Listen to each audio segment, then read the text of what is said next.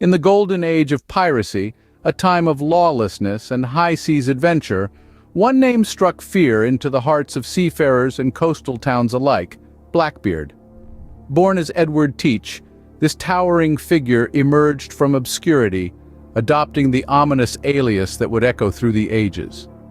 Blackbeard's rise to notoriety began in the sun-drenched waters of the Caribbean, quickly spreading to the American coastlines where his infamy engulfed the shores.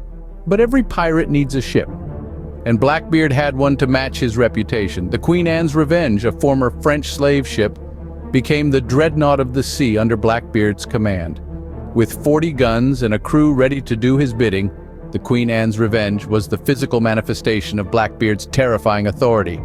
With the Queen Anne's Revenge under his command, Blackbeard was set to become the most feared pirate of his time. But what was life truly like aboard a pirate ship?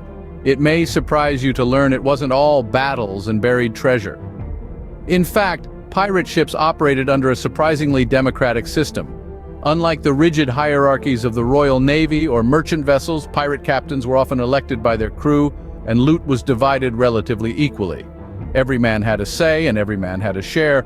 This was a stark contrast to the often brutal and unequal conditions found on lawful ships. This democratic ethos extended beyond mere leadership. Major decisions, such as whether to attack a ship or where to sail next, were typically made collectively. And if a captain lost his crew's respect or failed to deliver on promises of plunder, he could be deposed. In many ways, pirate ships were a world apart from the rest of society, a world where a man could find fortune, freedom, or a swift end. Blackbeard's reign of terror would not last forever. His downfall came at the hands of Lieutenant Robert Maynard in a fierce battle off the coast of North Carolina. It was November of 1722, and Blackbeard had been lured into a deadly trap. Maynard, an experienced naval officer, was waiting with 2 sloops. The battle was brutal and chaotic. Legend says that Blackbeard fought with the ferocity of a cornered beast, his cutlass slicing through the air. But even the most fearsome of pirates could not fight off inevitability.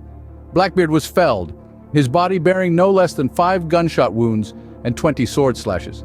His head was severed and hung from the bow of Maynard's ship, a chilling symbol of the end of a reign. With Blackbeard's death, the seas became a little safer, but his legend was just beginning.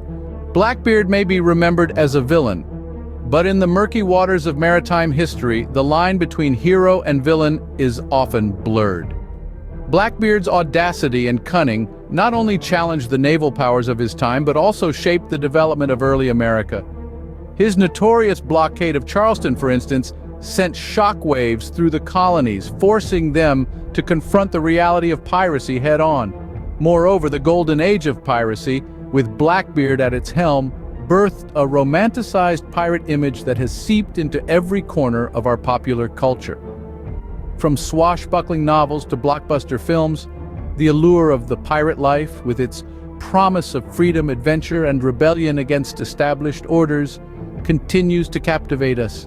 So the next time you see a pirate on the silver screen, remember, behind the beard and the eye patch, there's a story of adventure, rebellion, and a life lived on one's own terms.